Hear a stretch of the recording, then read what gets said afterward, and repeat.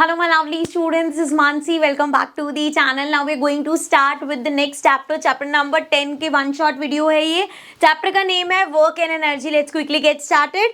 सो सबसे पहले हम बात कर लेते हैं अब ये वर्क होता क्या है. वैसे आप सबको बताइए यार, अगर हम नॉर्मल डेफिनेशन देखें तो हमारा वर्क क्या होता है. हम कुछ भी काम कर रहे हैं तो हम बोलते हैं हाँ we are doing some work. But जब हम फिजिक्स की बात करते हैं ना तो वो वर्क को तब माना जाता है जब जिस चीज पे वर्क किया जा रहा है उसका डिस्प्लेसमेंट चेंज हो. मतलब कि let's read it here. Work is defined as a change in location, state, velocity, direction, shape, chemical composition, temperature और color of an object caused by the application of force. मतलब आपने force लगाया और आपके उस फोर्स लगाने से उस चीज की लोकेशन चेंज हो गई या उसकी स्टेट या उसकी वेलोसिटी या उसकी डायरेक्शन, शेप, इनमें से कुछ भी उस पर चेंज हुआ तब माना जाएगा वर्क किया गया. जैसे हमने एग्जांपल लिया था, एक वॉल है, उसको बहुत जोर से धक्का लगा रहे हो, बहुत देर तक धक्का लगा रहे हो, आपकी एनर्जी वगैरह सब जा रही है, फोर्स भी लग रहा है, लेकिन वो वॉल हिल नहीं रही, तो वहां पे माना जाएगा कि there is no work done. Work done कितना माना जाएगा? जीरो, कि कुछ वर्क डन नहीं हुआ क्योंकि वो वॉल की पोजीशन वैसी की वैसी है. ठीक है. सो अब इसके एग्जांपल्स क्या हो सकते हैं? लिफ्टिंग और pushing an object from one location to another. एक ऑब्जेक्ट को आपने उठाया और दूसरी जगह पे रख दिया, दैट इज वहां पे वर्क डन हुआ है क्योंकि हमने क्या किया, उसकी लोकेशन चेंज करी. स्टॉपिंग अ क्रिकेट बॉल को कैच कर लिया, स्टॉप कर दिया, तो उसकी वेलोसिटी चेंज हुई, तो ये काउंट होगा as work done. Then redirecting the trajectory of a cricket ball आ रही थी, उसको हिट करके हमने उसकी डायरेक्शन चेंज करी, वो भी वर्क डन माना जाएगा क्योंकि वहां डायरेक्शन चेंज हुई है. प्रेसिंग अ बॉल, एक पेपर की बॉल है या उसको अपने जोर से क्रश किया प्लास्टिक की बॉल को, सो उसकी शेप चेंज हो गई, तब भी वो वर्क डन माना जाएगा. तो समझ में आया फिजिक्स के टर्म में वर्क डन किसको मान रहे हैं. नेक्स्ट हम बात कर लेते हैं, इसको ऐसे कर देते हैं और इधर चलते हैं, इसको थोड़ा सा और वो कर लेते हैं. अब बात करते हैं फैक्टर्स अफेक्टिंग वर्क डन. क्या क्या फैक्टर्स हैं जो वर्क डन को अफेक्ट करते हैं. The amount of work done on an object is determined by two factors. अब किसी भी चीज पे कितना काम किया जा रहा है, दो फैक्टर हैं जो डिटरमाइन करेंगे इस चीज को. The force applied and object displacement. कितना उस पे फोर्स लग रहा है और कितना डिस्प्लेसमेंट हुआ, चीज की पोजीशन चेंज हुई. तो कौन से दो फैक्टर्स हमने यहाँ देखे? एक तो कितना फोर्स लगा और कितनी डिस्प्लेसमेंट हुई. तो यही होता है हमारा वर्क डन का फॉर्मूला, कितना फोर्स लगा और कितनी डिस्प्लेसमेंट हुई, और यहीं से आती है. इसकी वैसे ऐसा यूनिट होती है जूल. जब भी हम वर्क डन लिखेंगे तो उसको जूल लिखेंगे. And since it is force into displacement, force की होती है न्यूटन, डिस्प्लेसमेंट की होती है मीटर, तो एनएम. सो 1 जूल हम कह सकते हैं इक्वल है 1 एनएम की. ठीक है. अब इसको पढ़ लेते हैं. When a force of 1 newton is applied on an object and it gets displaced by 1 metre in its own direction, then the work done is 1 joule. तो जैसे 1 जूल आपको डिफाइन करना है, तो भाई सिंपल सी बात है, 1 न्यूटन का फोर्स लगा, 1 मीटर का डिस्प्लेसमेंट हुआ, तो हम कहेंगे 1 जूल का वर्क डन हुआ है. ठीक है. आई होप ये समझ में आ रहा होगा. आप थोड़ा सा ये पढ़ लो, work done against gravity. Now when a body is lifted vertically upward अगर आपने किसी चीज को उठाया है, the force required to lift it is said to be equal to the weight of the body. अच्छा, वेट ऑफ द बॉडी की जब हम बात करते हैं तो उसमें क्या होता है, अभी हम पढ़ के आए थे, वेट में आता है मास इंटू ग्रेविटी. ठीक है. क्योंकि अब आपने अगर कोई चीज नीचे से उठाई है तो ग्रेविटी का काम क्या है, उसको नीचे पुल करना, तो you are doing a work done against gravity. ठीक है. सो यहाँ पे क्या होता है, जब भी आप वर्टिकली अपवर्ड कोई चीज उठाते हो तो जितना फोर्स है उसको लिफ्ट करने में जितना फोर्स लगा है वो इक्वल होगा उस बॉडी के वेट के. मतलब उस जो चीज आपने उठाई है उसमें कितना मास था और कितनी ग्रेविटी थी. ठीक है. मास इंटू ग्रेविटी, वो हो गया उसका वेट. ठीक है. Then work done against friction. अब फ्रिक्शन के अगेंस्ट वर्क डन करने का मतलब क्या है, in order to slide or roll an object on any surface we must exert additional effort. So देखो यहाँ पे कोई चीज है, मुझे उसको रोल करना है, उसको रोल करते हुए लेके जाना है, सो मुझे वहां पे फोर्स लगाना पड़ेगा क्योंकि जब भी दो सरफेस आपस में कांटेक्ट में आते तो वो फ्रिक्शन कॉज करते. तो ये जो मैं फोर्स लगा रही हूँ वर्क डन करने के लिए, that is work done against friction. So in order to slide और roll an object on any surface we must exert additional effort to overcome friction. The work done against friction is known as friction work. So जब भी कुछ ऐसा friction work किया जाए, मतलब ऐसे against friction work किया जाएगा तो उसको हम friction work कहते हैं. Okay, I hope this is clear.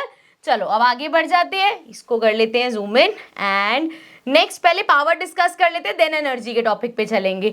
So again since ये वन शॉट वीडियो है, कंसेप्ट मैप बेस कर रहे हैं हम, सो इसमें हम बहुत सारे ही टॉपिक कंप्रेस करके पढ़ रहे हैं। अगर आपको किसी भी टॉपिक की फुल डिटेल में चाहिए कि उस टॉपिक का सारा कुछ पढ़ना है, तो आपके पास ऑलरेडी इस चैप्टर की नोट्स है, नीचे मैं उसमें डिस्क्रिप्शन में आपको प्लेलिस्ट का लिंक दे दूंगी, वहां से आप जो भी टॉपिक आपको अच्छे से क्लियर करना है आप जाके वहां पे वीडियोस देख सकते हो, ठीक है। सो अब बात करते हैं पावर क्या होता है। अच्छा, नॉर्मली वर्ड जब हम पावर यूज करते हैं, एक तो होता है कि किसी पोजीशन की पावर होना, कि भाई वो फलानी जगह पे इतना बड़ा मिनिस्टर है तो उसकी बहुत पावर है, ठीक है।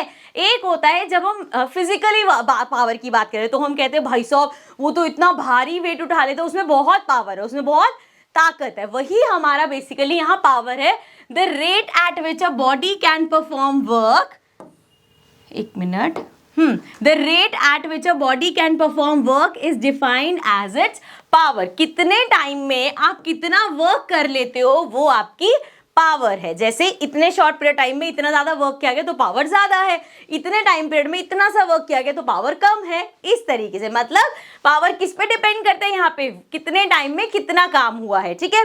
So the rate at which a body can perform work is defined as its power. It is also defined as the rate of transfer of energy. Energy word आ गया, अभी एनर्जी का पूरा टॉपिक करेंगे हम। सो रेट ऑफ हमारी, जैसे मेरे अंदर कोई वो है, अभी नॉर्मल हम समझे कि हम एनर्जी पे गए नहीं है, अलग अलग टाइप की हमारी एनर्जीज होती हैं।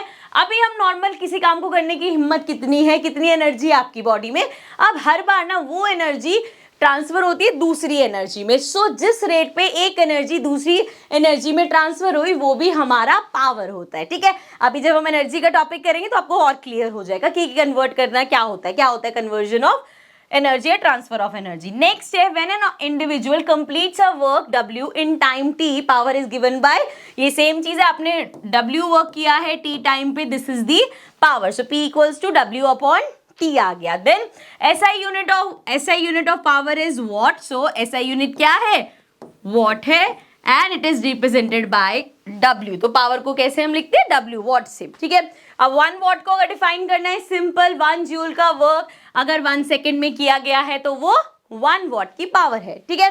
सो when 1 joule of work is done for 1 second to produce power of 1 watt, ठीक है, क्लियर। अब चल लेते हैं अपने टॉपिक एनर्जी पे। सो एनर्जी की अगर हम बात करें, सो एनर्जी को डिफाइन कैसे करेंगे हम, an object having a capability to do work is said to possess energy. मेरे अंदर हम यूजुअली अपनी normal day to day life में कैसे बोलते हैं, यार मैं इतनी थक गई हूँ, मेरे में बिल्कुल एनर्जी नहीं है कुछ करने की, ऐसे बोलते हैं। सो बेसिकली आपके अंदर कितनी एनर्जी है, आप कितने केपेबल हो कोई काम करने के लिए, उसको हम डिफाइन करते हैं कि ये हो गई एनर्जी, ठीक है। ये हमारी normal day to day life में एनर्जी हो गई।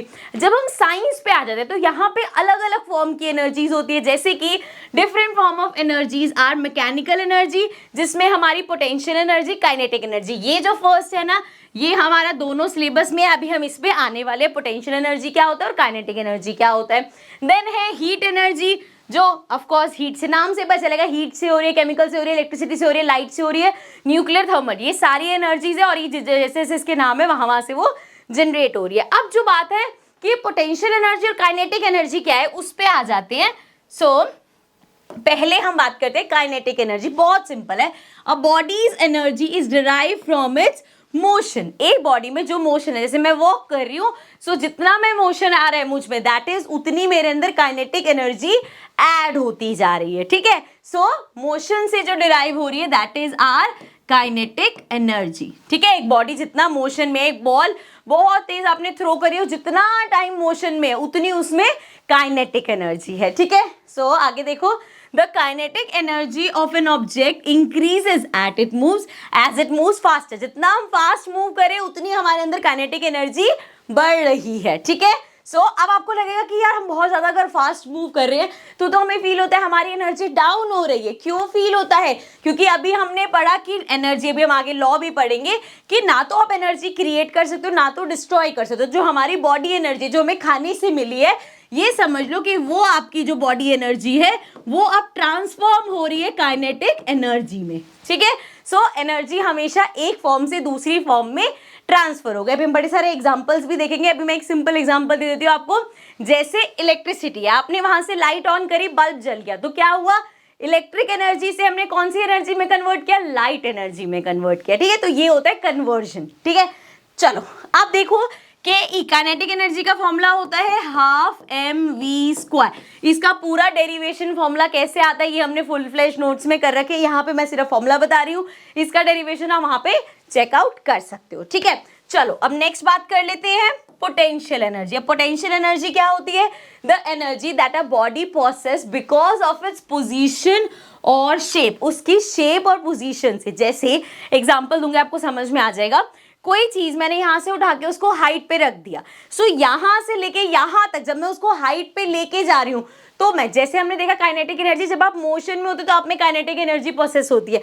जैसे आपने यहाँ वर्टिकली किसी चीज को उठाया या बस आपने किसी चीज की पोजीशन चेंज कर दी, तो वो जो चेंज है उससे उसकी बॉडी में जो एनर्जी आ रही है दैट इज पोटेंशियल एनर्जी। ठीक है, the potential energy is proportional to the height of the distance from base. यहां से यहाँ पे कोई चीज थी, ठीक है, आपने उठा के उसको यहां तक पहुंचा दिया, तो ये जितनी इसकी हाइट है, जितना आपने इसको मूव किया, जितनी इसकी पोजीशन चेंज करी, उतना इसमें हम कहेंगे पोटेंशियल एनर्जी ऐड कर दिया आपने। ठीक है, क्योंकि ऑब्वियस वाली बात है, ग्रेविटी का आपको पता है, जितना आप उसको ऊपर लेके जा रहे हो उतनी जोर से वो नीचे आके गिरने वाला है।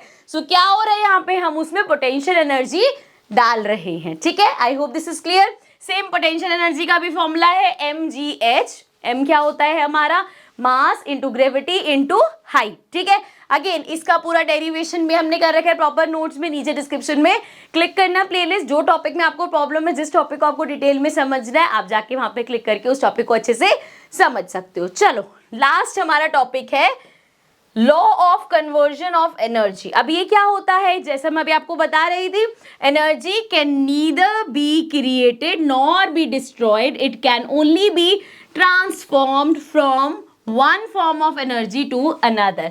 अब वो कह रहे हैं एनर्जी ना तो आप क्रिएट कर सकते हो ना ही डिस्ट्रॉय कर सकते हो, एनर्जी हमेशा एक फॉर्म से दूसरी फॉर्म में ट्रांसफर होती है। जैसे कि ये मैं अभी बाद में पढ़ती हूँ, पहले यहाँ पे देखो, यहाँ पे कितने सारे इसके एग्जाम्पल हैं। अब इसमें से कुछ तो बहुत ईजी है जो आपको पता चल रहे होंगे पढ़ते। एक है मैकेनिकल इलेक्ट्रिक, मैकेनिकल से इलेक्ट्रिकल। सो यहाँ पे डायनोमो एक मीटर होता है जिसको यूज करके रोल करके बेसिकली हम इलेक्ट्रिसिटी जनरेट करते हैं। सो वो मैकेनिकल वर्क करके हमने इलेक्ट्रिसिटी जनरेट करी। इसी तरीके से फोटो इलेक्ट्रिक सेल होता है जो कि हमारा लाइट की हेल्प से इलेक्ट्रिसिटी जनरेट करता है। इस पे ये एक सेल है, इस पर अगर आप बहुत सारी लाइट मानोगे तो वो वहाँ पे क्या करेगा, इलेक्ट्रिसिटी जनरेट करता है। तो लाइट से इलेक्ट्रिसिटी, केमिकल इलेक्ट्रिकल, ये हमने एनोड के थॉट का एग्जांपल देते हैं, वो क्या करता है, केमिकल यहाँ पे है कि उसका नेगेटिव पॉजिटिव यूज करके हमने इलेक्ट्रिसिटी जनरेट करी। तो हमने केमिकल एनर्जी को किस में ट्रांसफर कर दिया, इलेक्ट्रिकल एनर्जी में। इसी तरह केमिकल एनर्जी को हीट में, अगर आपने कोई चीज बर्न कर रहे हो है तो केमिकल चेंज कर रहे हो उस पर, लेकिन वो बर्निंग क्या कर रहा है, हीट प्रोवाइड कर रहा है, तो हमने क्या किया, केमिकल एनर्जी को हीट एनर्जी में कन्वर्ट कर दिया। सिमिलरली माइक्रोफोन है, साउंड दोगे उसमें इलेक्ट्रिसिटी में कन्वर्ट होता है, हीट से इलेक्ट्रिकल होता है। थर्मोकपल में हीट से मैकेनिकल होगा। एक इंजन आपने देखा है जो पुरानी ट्रेन में जो क्या कोयले उसमें डालते थे, हीट प्रोड्यूस करते थे एंड उससे मैकेनिकल वर्क होता था, वो मूव करती थी। सिमिलरली एक मोटर है, उसमें क्या करते हैं हम, इलेक्ट्रिसिटी से मैकेनिकल वर्क करा लेते हैं उससे। देन एक हीटर है, इलेक्ट्रिसिटी प्रोवाइड करके हीट हमने मतलब हीट मिली हमें, सो हीट में कन्वर्ट कर दिया। Then electrical to sound, electricity से ये स्पीकर साउंड में कन्वर्ट हो रहे हैं तो साउंड एनर्जी में कन्वर्ट कर रहे हैं। देन अगेन इलेक्ट्रिकल से केमिकल कर रहे हैं, जब वोल्ट मीटर वगैरह ये सब एक्सपेरिमेंट करते हैं तो हम केमिकल अपनी इलेक्ट्रिकल एनर्जी को किस में कन्वर्ट करते हैं, केमिकल एनर्जी में। एंड सिमिलरली जो मैं भी एग्जांपल दे रही थी, आपने स्विच ऑन किया, इलेक्ट्रिसिटी से आपका बल्ब जला, तो इलेक्ट्रिक एनर्जी को हमने लाइट एनर्जी में कन्वर्ट किया। ठीक है, अब बचता है हमारा ये, इसको भी पढ़ लेते हैं, इसको थोड़ा सा जूम कर लेते हैं। The total amount of energy before और आफ्टर ट्रांसफॉर्मेशन रिमेन्स कांस्टेंट। अब कोई भी एनर्जी जब ट्रांसफर हो रही है, जैसे कि यहाँ पे हमने देखा मैकेनिकल एनर्जी हमारी कन्वर्ट हो रही है इलेक्ट्रिकल एनर्जी में, सो यहाँ पे जितना उसका अमाउंट था, टोटल अमाउंट ऑफ एनर्जी यहाँ पे जितनी थी, कन्वर्जन के बाद भी इतनी अमाउंट ऑफ एनर्जी ही वहां पे रहेगी, वो सेम रहेगा। ठीक है, सो यहाँ पे ये इसका फॉर्मुलेज वगैरह दे रखे हैं, मतलब आपको सिर्फ समझाने के लिए, दो टाइप की एनर्जी का जो आप सम करोगे वो कांस्टेंट है, अगर आप वो कन्वर्ट हो जाएगी किसी और में तब भी वो सेम ही रहेगी, ठीक है। आई होप ये चैप्टर आपको अच्छे से क्लियर हो गया होगा। This was the concept map of work and energy. Also all these concept maps are taken from the Educart book. I just show you the book, this is the book, this is the sample paper book. इसमें आपको हर chapter के concept maps मिल जाएंगे and also आपको sample papers भी मिल जाएंगे प्रैक्टिस करने के लिए। Now I will see you all in the next video. Till then take care and bye bye.